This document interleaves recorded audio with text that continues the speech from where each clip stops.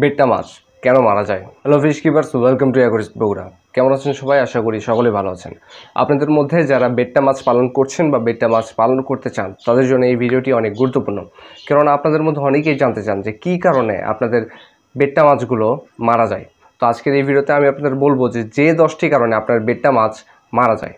তো সম্পূর্ণ ভিডিওটি না টেনে শেষ পর্যন্ত দেখার অনুরোধ জানাচ্ছি, কেননা এই কিছু টিপস আমি আপনাদের দিতে চলেছি যা হয়তো আপনি এর আগে কখনো শুনতে পারেননি। তো চলুন শুরু করা যাক। তো বেট্টা মাছ মারা যাওয়ার প্রথম যে কারণ সেটি হচ্ছে পানির গুণগত মান নষ্ট হওয়া। আপনারা জানবেন যে একটি পানির কিন্তু গুণগত মান থাকে বা পিএইচ বা অ্যামোনিয়ার লেভেল থাকে। সেই পিএইচ বা অ্যামোনিয়া বা ইত্যাদি নাইট্রেট এই জিনিসগুলো যখন কম বেশি হয়ে যায় তখন কিন্তু সেই পানি তার সঠিক বা স্বাভাবিক ভারসাম্য হারিয়ে ফেলে এবং এই ভারসাম্যহীন পানিতে কিন্তু মাছ বেঁচে থাকতে পারে না, যার ফলে মাছ স্বাভাবিকভাবেই মারা যায়। 2 নম্বর যে কারণটি থাকে সেটি হচ্ছে তাপমাত্রা। তাপমাত্রা শুধুমাত্র বেট্টা মাছ নয়, সকল ধরনের মাছ এবং সকল ধরনের প্রাণীর জন্য একটি গুরুত্বপূর্ণ উপাদান।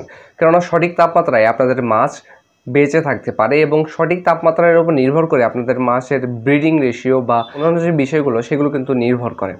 তো আপনার বেটার জন্য সঠিক তাপমাত্রা হচ্ছে 22 থেকে 28 ডিগ্রি সেলসিয়াস অথবা 75 থেকে 80 ডিগ্রি ফারেনহাইট। এর মধ্যে আপনি আপনার বেট্টা মাছকে রাখার চেষ্টা করবেন। আপনার পানির তাপমাত্রা যদি কম বেশি হয় এতে কিন্তু আপনার বেট্টা মাছ মারা যেতে পারে এবং আপনার বেট্টা মাছের জন্য সবথেকে আদর্শ হয় যে আপনি আপনার পানিটাকে বেশি গরমও করবেন না আবার বেশি ঠান্ডাও করবেন না। অনেক সময় দেখা যায় কি অতিরিক্ত গরমে আমরা করে ফেলি কি পানিকে আরও বেশি তাপ সঞ্চালন হয়, যার ফলে কিন্তু পানিটি অনেক বেশি গরম হয়ে যায়। তো এটি কিন্তু আপনার বেট্টা মাছের জন্য বা বেট্টা মাছের হেলথের জন্য খুব বেশি ক্ষতিকারক। 3 নম্বর কারণ হচ্ছে ছোট জায়গা।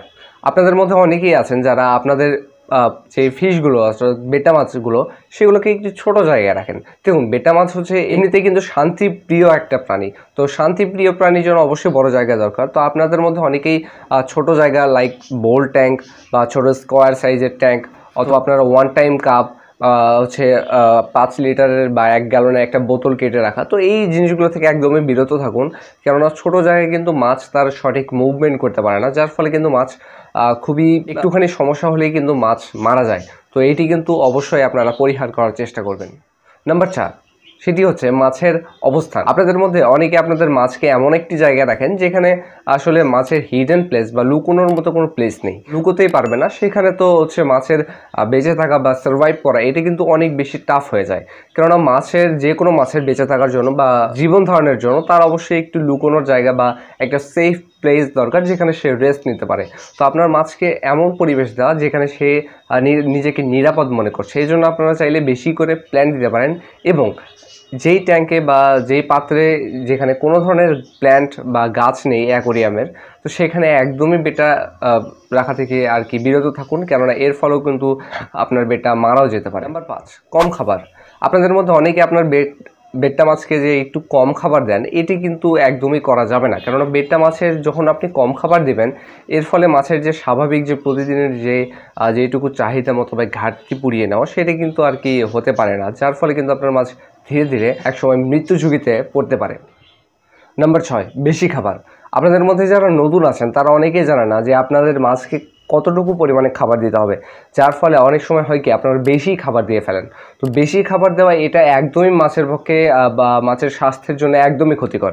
কারণ আপনি যখন আপনার বেটাকে বেশি খাবার দেবেন এর ফলে কিন্তু যে স্বাভাবিক যে হেলথ সেটি কিন্তু সেটি পূরণ হওয়ার পাশাপাশি এক্সট্রা কিছু ফ্যাট বা ইত্যাদি প্রোটিন জমে, যার ফলে কিন্তু মাছের বিভিন্ন ধরনের সমস্যা হতে পারে। অ্যান্ড এক্সট্রা খাবার দিলে মাছের যে পেট বা এগুলো কিন্তু অনেক ফুলে যায়। হ্যাঁ, তো মাছের পেট ফুলেও কিন্তু মাছটি মারা যেতে পারে। তো অবশ্যই এক্সট্রা খাবার থেকে দেওয়া বিরত করুন।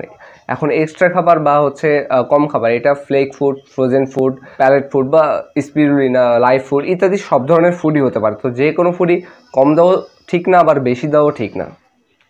নাম্বার 7, আক্রমণ।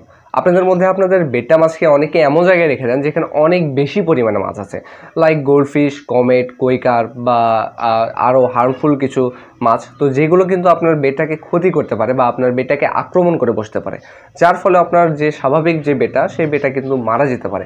অবশ্যই আপনি এমন জায়গায় আপনার বেটাকে রাখবেন যেখানে একদমই মাছের কোনো ধরনের আক্রমণ চলবে না এবং একটা কুল বা একটা শান্ত একটা পরিবেশ। Number 8, stress. উপরের যে 7টি কারণ সেই 7টি কারণে যদি আপনার মাছ স্ট্রেসে আক্রান্ত হয় বা স্ট্রেস এর ভুক্তভোগী হয়ে থাকে, তাহলেও কিন্তু আপনার মাছটি মারা যেতে পারে। নাম্বার 9, স্বাস্থ্য ত্রুটি। এটি কিন্তু আপনার মাছের জন্য খুবই গুরুত্বপূর্ণ একটি পয়েন্ট, কেননা স্বাস্থ্য ত্রুটির জন্যই কিন্তু অনেক সময় অনেক ধরনের মাছ মারা যায়। তো স্বাস্থ্য ত্রুটি কেমন হয়, লাইক ড্রপসি, ইচ, তারপরে পপি, কলামনারিস, তো এই ধরনের আরও অনেক ধরনের রোগ ব্যাধি দ্বারা আপনার ফিশ আক্রান্ত হতে পারে, যার ফলে কিন্তু আপনার বেডটা মারা যেতে পারে। তো অবশ্যই রোগমুক্ত রাখার চেষ্টা করবেন, বা রোগ হলে সঠিক চিকিৎসা বা হসপিটালাইজেশন আপনি করতে পারেন, এটি আপনার ফিশের জন্য অনেক ভালো হবে। নম্বর 10, টক্সিক ফর্মুলা।